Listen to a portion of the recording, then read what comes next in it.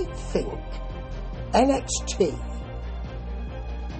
would be thinking, okay, last night of Gold Rush, finished the first night last week with a big event. We need something big for tonight. But they didn't. They finished with an Iron Survivor qualifying match. Now, I know this is not really a PLE, Gold Rush, but it's a special event. And to finish with Miles Bourne. I keep calling him Matt Bourne. Matt Bourne is someone very different. Yeah. Versus Trick Williams. Aha. I mean, I'll tell you what. Booker T. Booker is almost losing his voice. Aha. What's he doing? Screaming. It's almost as if he's listened to this podcast and thought, I'll give it to that Steve Swift.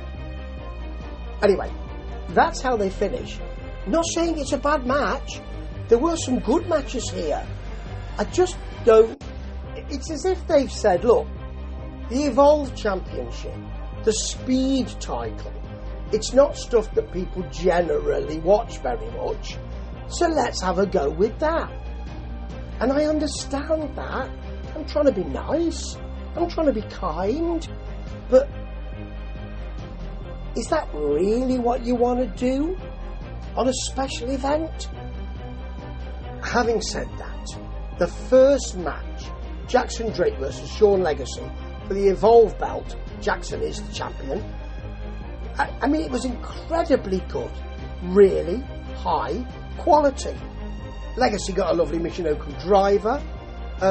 Drake rolled him up off the top as he came off the top, and then hit a standing shooting star for a 2 count. There was a lovely moonsault stroke Samoan drop, and Vic thought it was a driver as well. I'll take that. It's fair enough from Sean Legacy. I mean, he didn't get the pin. It was lovely. Then Drake hit a gutbuster and a slingshot knee to the back of the neck, and then that basement knee, I don't know what he calls it, but it's lovely for the pin. It was a great way to start. Then you got other matches like the Speed title, Fallon Henley versus Zarya. It was okay. The time expired after there was a Henley DDT for a 2 count, so Ava came out to give a crowd pleasing, this match will restart and it's sudden death. The crowd didn't really pop for that, and when she came out, folks, there was silence. You could have heard someone popping a cork or opening a bottle. You could have done. You could have heard someone farting. It was that quiet. But anyway, you get some Zarya punchlines. Not a punch, not a kick.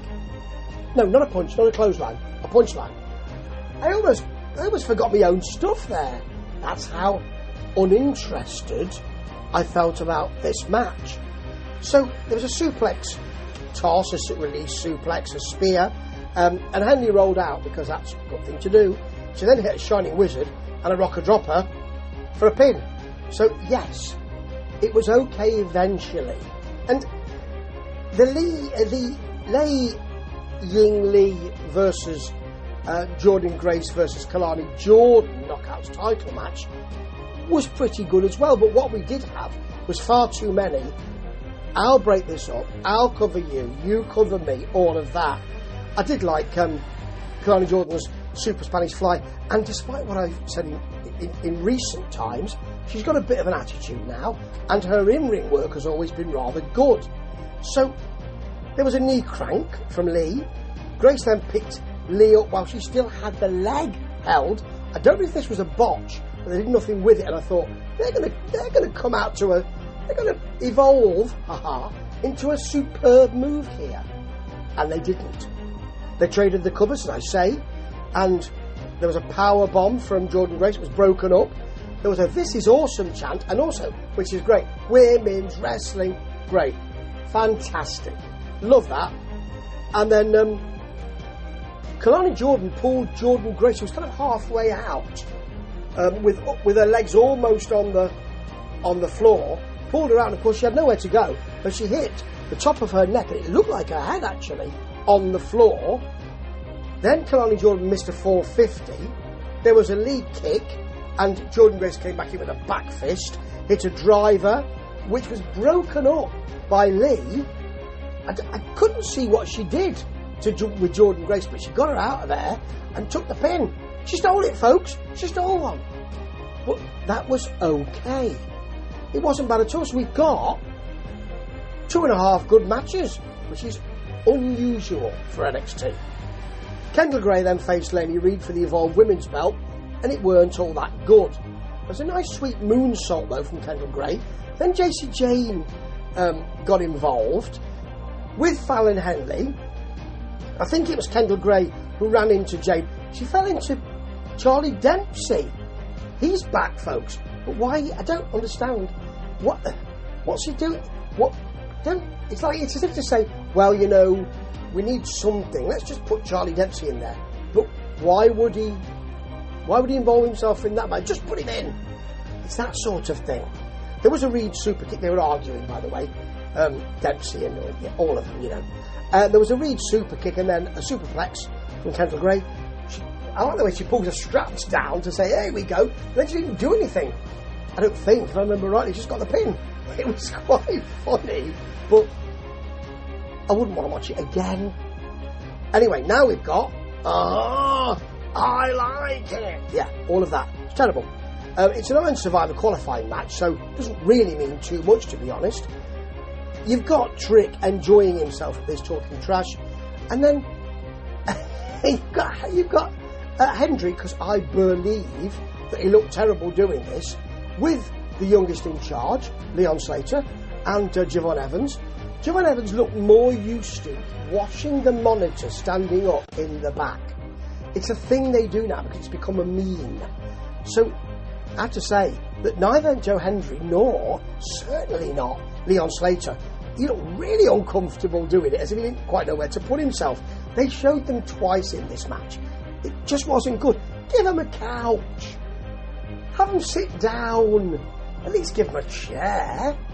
I mean, Leon Slater looked like he wanted to be anywhere else. Even TNA than that. Anyway, not really, of course. So, you've got a suplex from Trick, a Born Again, though, from Miles Bourne, not Matt Bourne, Miles Bourne, for a 2 count. He really sold a Trick slap as if it was just the most incredible thing and most hurtful thing he'd ever had happen to him. Huge slam from Trick, but then he's caught in a power slam, very nice, very smooth from Miles Bourne.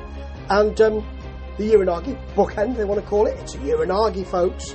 Yeah, it's a Uranagi from Trick. They both go for neck breakers and are both down. I've never seen that before. It actually looked really good. And then Bourne was dumped to the outside. Trick hit the spinning kick, but Bourne got the Born Again on the floor, rolled him in, hit the Born Again, got the pin. So this is what they're doing with him. They're going to make him the Iron Survivor winner. And I can't remember what that means. Do you get a title shot? Do you get a piece of candy? Do you get a belt or a trophy? Can't remember. But they're giving him a push. It's not the push that he might have expected, but at least it's not a push out of the door with a pink slip in your pocket, is it? And NXT was alright this week. Alright. Blimey. It was a bit inconsequential if we're talking about big events. But if we're talking about wrestling, it was up there. It's a low bar, but it was up there. And for that, much thanks. Ta-ta.